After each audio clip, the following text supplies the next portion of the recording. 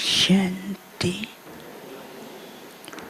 आज सतगुरुवार के दिन सबकी स्नेह भरी यादों के पास, यादों के साथ जैसे मैं बाबा के पास वतन में पहुंची तो वतन में जाते क्या देखती हूँ, बहुत से बच्चे वतन में पहले से ही पहुँचे हुए थे।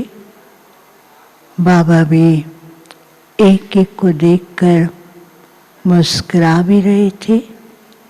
बाबा ने कहा, सब बच्चे मेरे लाडले और बाप के सिक्की लदे बच्चे हैं। बाबा हर सेकंड बच्चों को अपनी गोदी में बिठा करके अनेक प्रकार के अनुभव कराते रहते हैं।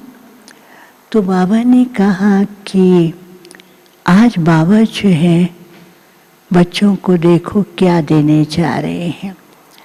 मैंने कहा, बाबा बच्चों का तो कितना बड़ा भाग्य है कि बाबा स्वयं अपने हाथ से बच्चों को कुछ न कुछ दे। बाबा मुस्कुराने लगे। कहा, बाबा तो बच्चों को हर समय कुछ न कुछ देकर अनुभव कराते हैं। तो बाबा के हाथ में एक फूल था। बाबा ने सबको बहुत सुंदर फूल दिया और उस फूल के अंदर, बीच के अंदर एक बटन था और उस बटन को दबाना था। तो बाबा ने के हाथ में भी था। बाबा ने खुद उस बटन को दबाया तो उसके बटन को दबाते ही उस फूल से चारों ही तरफ वरदानों की जैसे वर्षा होने लगी, ऐसे होने लगा। तो बाबा ने कहा, सब बच्चों को भी ऐसे करो।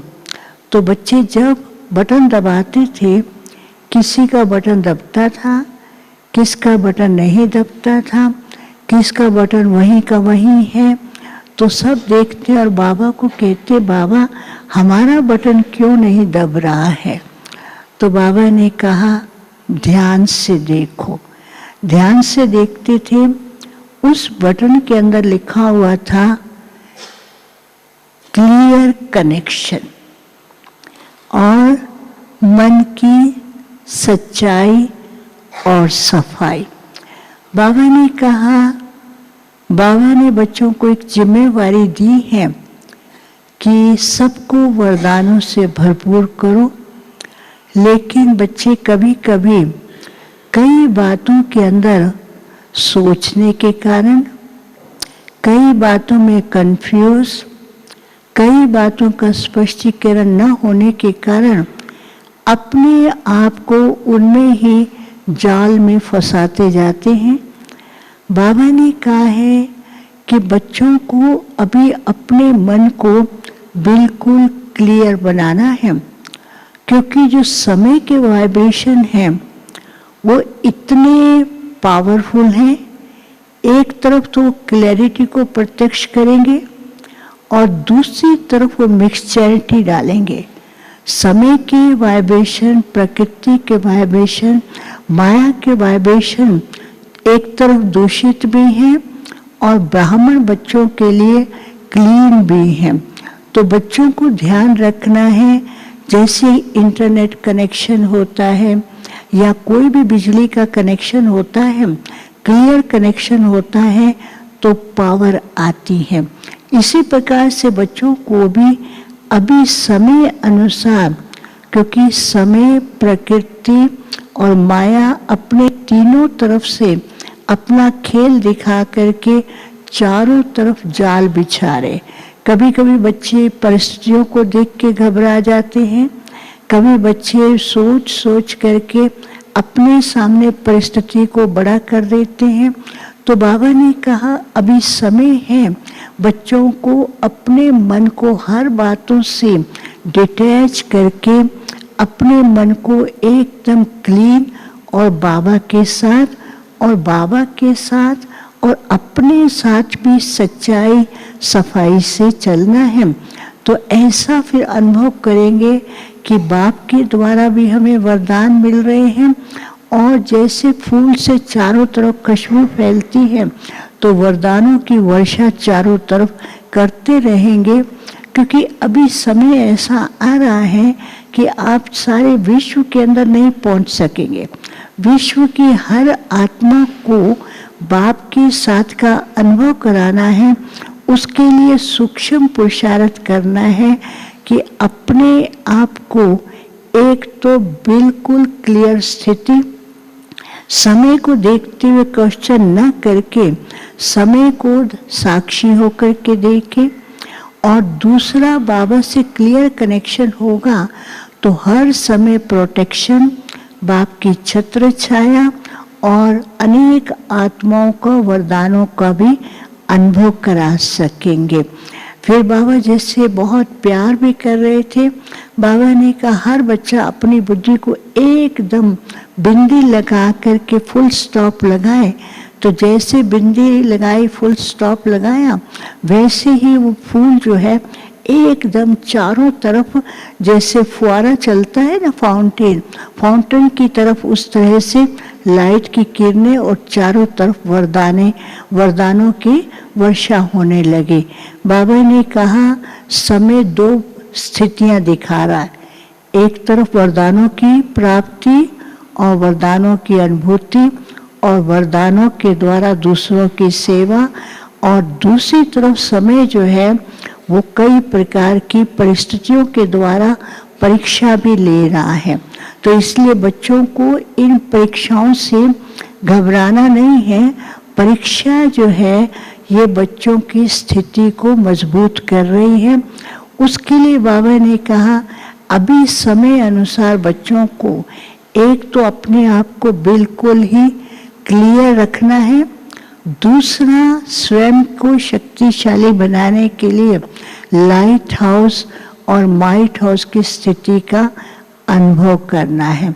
तो बाबा ने कहा कि लाइट हाउस क्यों बनना है कि सारे विश्व के अंदर आत्माओं को ऐसी जागृति लानी है तो उन्हें भी अनुभूति हो कि परमात्मा हमारा ही पिता है, यही है। और दूसरी आत्माएं जो इतनी कमज़ोर होती जा रही हैं उनको शक्ति की ज़रूरत है, तो उन्हें वो ढूंढती हैं अपने किसी न किसी ईश को।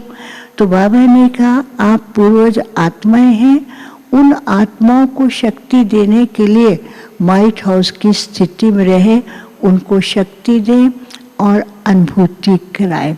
फिर तो बाबा सब बच्चों को बहुत प्यार कर रहे थे, और बच्चों को जो फूल दिया था उस फूल का बटन दबाते ही सबके मस्तक पर लाइट का, सिर के पीछे लाइट की ताज और तखत और लाइट से ही गहनों से श्रृंगार हो रहा था। बाबा ने कहा ये भविष्य होनहार महाराजाएं हैं और नई दुनिया के मालिक हैं। तो आज बाबा भी उन बच्चों को ऐसी स्थिति में अनुभव करा रहा है। फिर बाबा को मैंने बताया कि बाबा आज तो बच्चे किस किस को याद कर रहे हैं। तो बाबा ने पहले ईश्वरारी को इमर्ज किया, और ईश्वरारी तो बाबा के हाथ पकड़ के चल रही थी।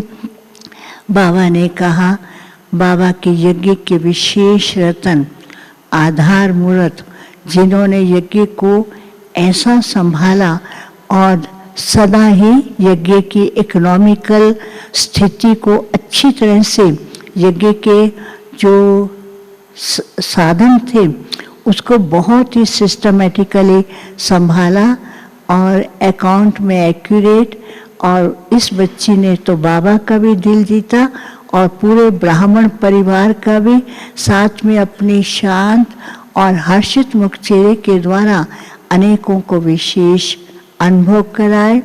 फिर बाबा ने जगदीश भाई जी को भी इमर्ज करते हुए, उनके हाथ में एक कलम थी और कॉपी थी, तो वो बहुत कुछ अच्छी अच्छी बातें लिख रहे थे। बाबा ने कहा देखो इस बच्चे ने अपनी लेखनी के द्वारा सत्य ज्ञान को विश्व के सामने प्रस्तुत किया है और इस ज्ञान के नियम मर्यादाएं क्या हैं उसकी भी जानकारी औरों को दी है।